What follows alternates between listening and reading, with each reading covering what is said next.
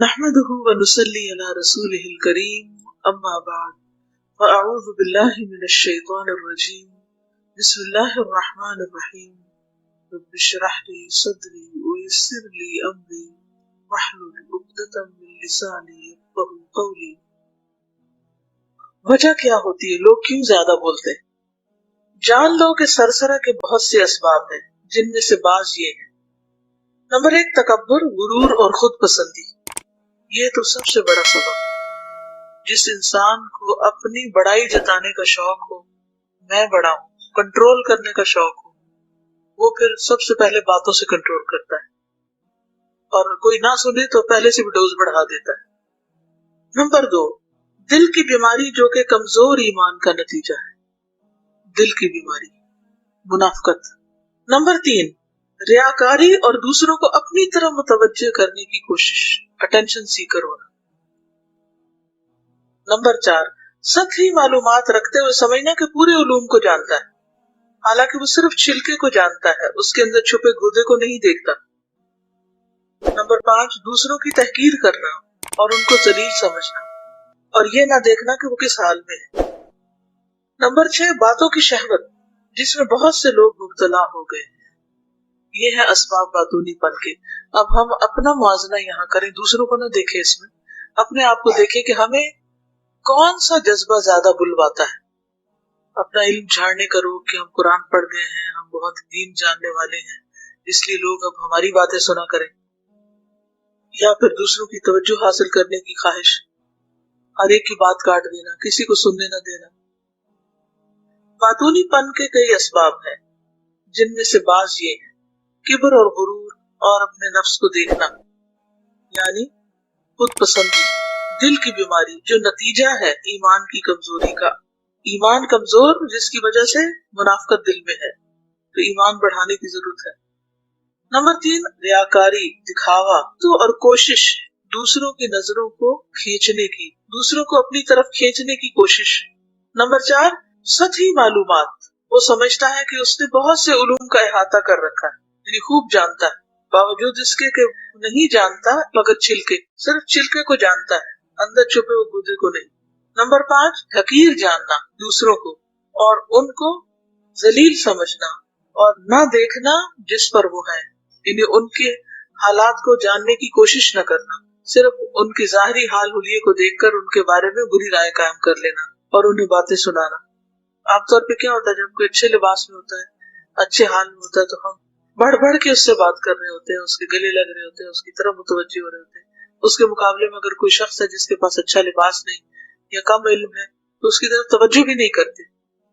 کس قدر خطرناک علامت ہے۔ کلام کی شہوت، خواہش، جس میں بہت سے لوگ مبتلا ہو چکے ہیں، اور کوئی وجہ نہیں، بس بولنے کی عادت ہے، اس لیے بولتے ہی چلے جانا ہے۔ یعنی ہم کسی بھی بیماری کا علاج نہیں کر سکتے جب تک کہ اس کی روٹ کاز نہ پتا ہو، اس کے اسباب معلوم نہ ہو۔ تو ہم اس وقت تک اپنی یہ جو بیماری ہے زیادہ بولنے کی اور بد اخلاقی برتنے کی، اس کا علاج بھی کر نہیں سکتے جب تک ہمیں یہ نہ پتا ہو کہ اس کی وجہ کیا ہے، ہمارا مرض ہے کیا۔ اپنے آپ سے سوال کیجیے کہ میں کیوں بہت زیادہ بولتی ہوں، فالتو بولتی ہوں یا غلط بیانی کرتی ہوں یا دوسروں کے لیے بوجھ کا باعث بنتی ہوں، کیا وجہ ہے؟ بعض اوقات ہم بچوں کو کنٹرول کرنے کے لیے بہت زیادہ بولتے ہیں، تو کیا اس سے بچے کنٹرول ہو جاتے ہیں؟ نہیں ہوتے۔ اس کا مطلب ٹیکنیک غلط ہے۔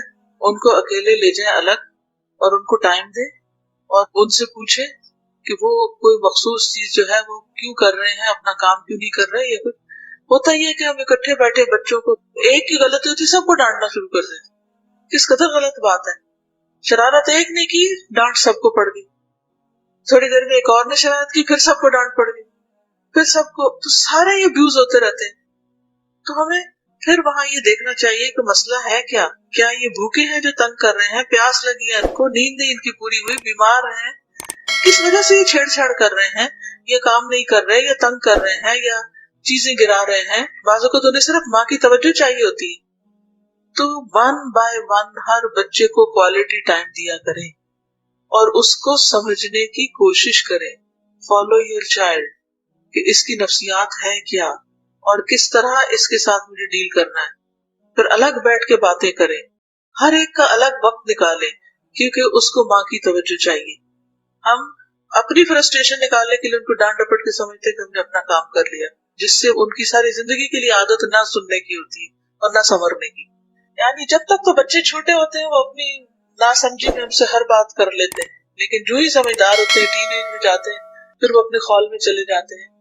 اس وقت یہ جاننے کی ضرورت ہے کہ ان کا انٹرسٹ کیا ہے، کیونکہ انٹرسٹ کی بات ایسی ہوتی ہے جس میں ہر شخص آگے آ جاتا ہے بولنے کے لیے.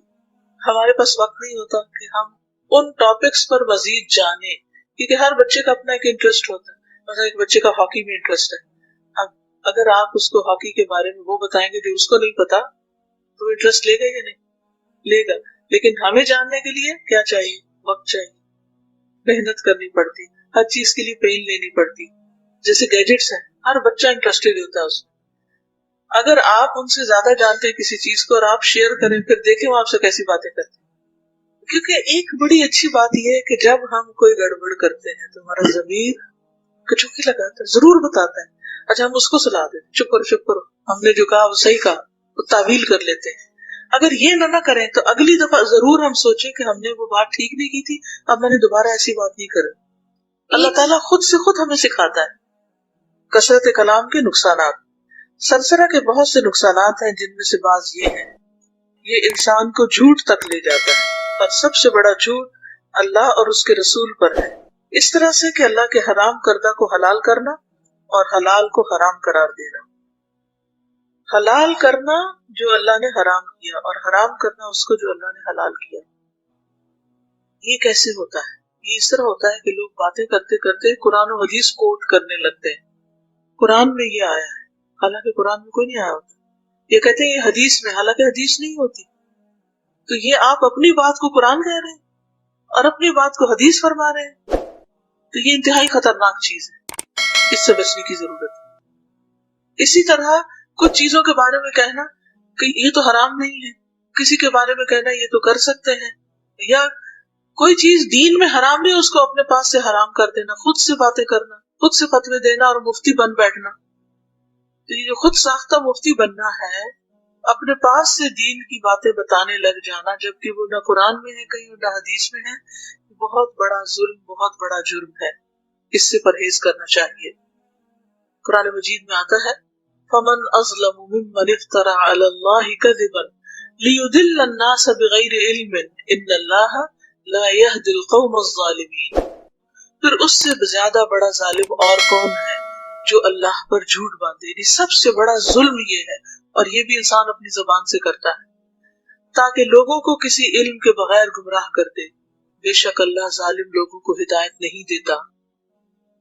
پھر سورۃ النحل 116 میں اللہ تعالیٰ فرماتے ہیں وَلَا تَقُولُوا لِمَا تَصِفُ أَلْسِنَتُكُمُ الْكَذِبَ هَذَا حَلَالٌ وَهَذَا حَرَامٌ لِتَفْتَرُوا عَلَى اللَّهِ الْكَذِبَ إِنَّ الَّذِينَ يَفْتَرُونَ عَلَى اللَّهِ الْكَذِبَ لَا يُفْلِحُونَ. النحل 116. جو جھوٹ تمہاری زبانوں پر آ جائے اس کی بنا پر یوں نہ کہا کرو کہ یہ حلال ہے اور یہ حرام ہے.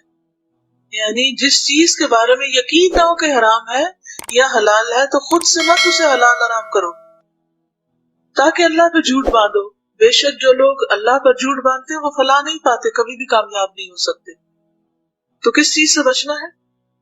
اللہ اور اس کے رسول پر جھوٹ باندھنے سے بچنا ہے.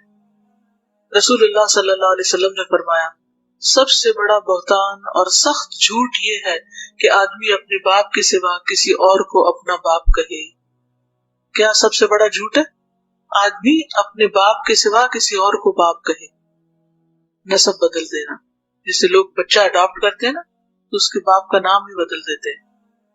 یا جو چیز اس نے خواب میں نہیں دیکھی اس کے دیکھنے کا دعویٰ کرے.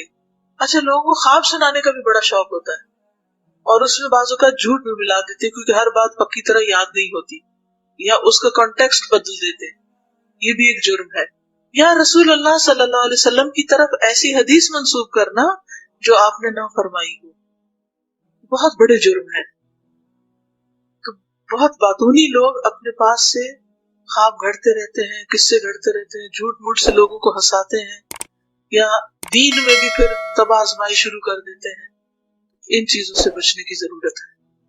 تو باتونی پن کا سب سے بڑا نقصان یہ ہے کہ انسان کی زبان سے جھوٹ نکلنے لگتا ہے. اور جھوٹ ہلاکت کی طرف لے جاتا ہے، برائی کی طرف لے جاتا ہے۔ اللہ ہمارے لیے اس مجلس کو بابرکت بنائے، اور اللہ تعالی ہمیں دوبارہ بھی علم کی مجلس میں پھر اکٹھا کرے اپنی رضا پر۔ اجازت چاہتی ہوں۔ سبحانک اللہم و بحمدک، اشہد ان لا الہ الا انت، استغفرک و اتوب الیک۔